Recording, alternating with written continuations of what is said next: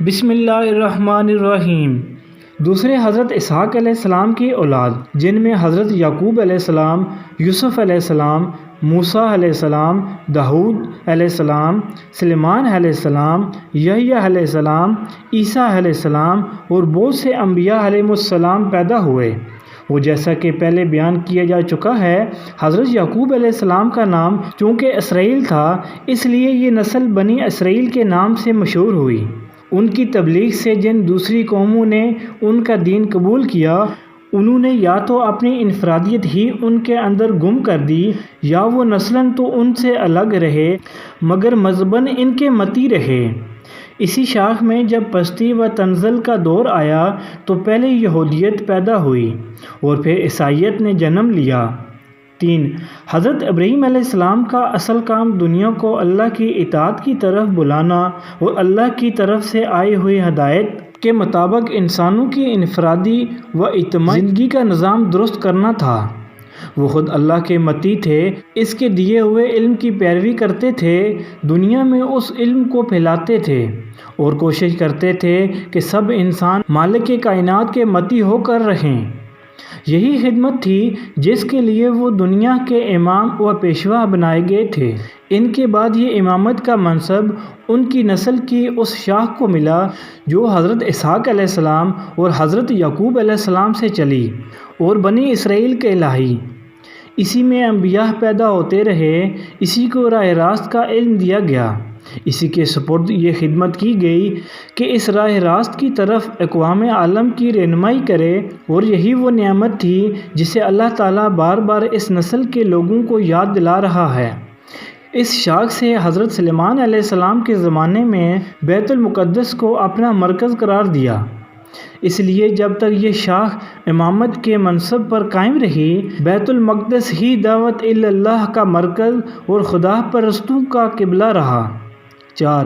پچھلے 10 رکوع میں اللہ تعالیٰ نے بنی اسرائیل کو خطاب کر کے ان کی تاریخی قرارداد جرم اور ان کی وہ موجودہ حالت جو نزول قرآن کے وقت تھی، بے کم و کاست پیش کر دی ہے، اور ان کو بتا دیا ہے کہ تم اپنی اس نعمت کی انتہائی ناقدری کر چکے ہو جو ہم نے تمہیں دی تھی۔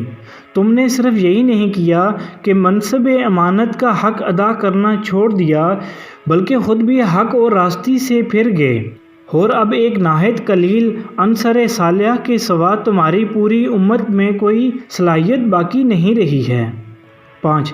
اس کے بعد اب انہیں بتایا جا رہا ہے کہ امامت ابراہیم علیہ السلام کے نطفے کی میراث نہیں ہے، بلکہ یہ اس سچی اطاعت و فرما برداری کا پھل ہے جس میں ہمارے اس بندے نے اپنی ہستی کو گم کر دیا تھا، اور اس کے مستحق صرف وہ لوگ ہیں جو ابراہیم علیہ السلام کے طریقے پر خود چلیں اور دنیا کو اس طریقے پر چلانے کی خدمت انجام دیں۔ چونکہ تم اس طریقے سے ہٹ گئے ہو اور اس خدمت کی اہلیت پوری طرح کر چکے ہو، لہذا تمہیں امامت کے منصب سے معزول کیا جاتا ہے۔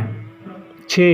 ساتھ ہی اشاروں میں یہ بھی بتا دیا جاتا ہے کہ جو غیر اسرائیلی قومیں موسیٰ علیہ السلام اور عیسیٰ علیہ السلام کے واسطے سے حضرت ابراہیم علیہ السلام کے ساتھ اپنا تعلق جوڑتی ہیں، وہ بھی ابراہیمی طریقے سے ہٹی ہوئی ہیں۔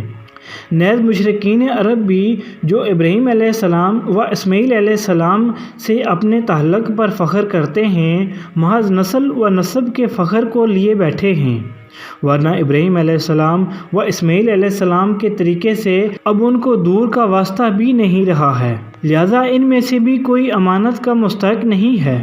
7.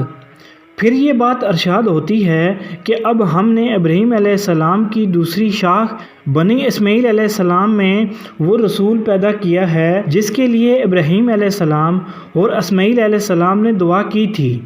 اس کا طریقہ وہی ہے جو ابراہیم علیہ السلام، اسماعیل علیہ السلام، اسحاق علیہ السلام، یعقوب علیہ السلام اور دوسرے تمام انبیاء کا تھا۔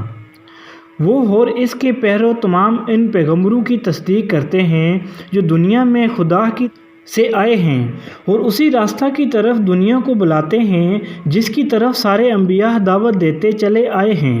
لہذا اب امامت کے مستحق صرف وہ لوگ ہیں جو اس رسول کی پیروی کریں۔ 8.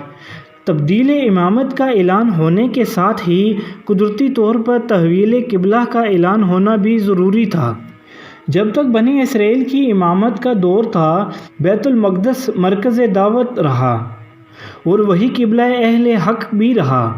خود نبی عربی صلی اللہ علیہ وسلم اور آپ کے پیرو بھی اس وقت تک بیت المقدس ہی کو قبلہ بنائے رہے، مگر جب بنی اسرائیل اس منصب سے باضابطہ معزول کر دیے گئے تو بیت المقدس کی مرکزیت آپ سے اب ختم ہو گئی، لہذا اعلان کیا گیا کہ اب وہ مقام دین الہی کا مرکز ہے جہاں سے ان رسول کی دعوت کا ظہور ہوا ہے، اور چونکہ ابتدا میں ابراہیم علیہ السلام کی دعوت کا مرکز بھی یہی مقام تھا، اس لیے اہل کتاب اور مشرکین کسی کے لیے بھی یہ تسلیم کرنے کے سوا چارہ نہیں ہے کہ قبلہ ہونے کا زیادہ حق کعبہ ہی کو پہنچتا ہے۔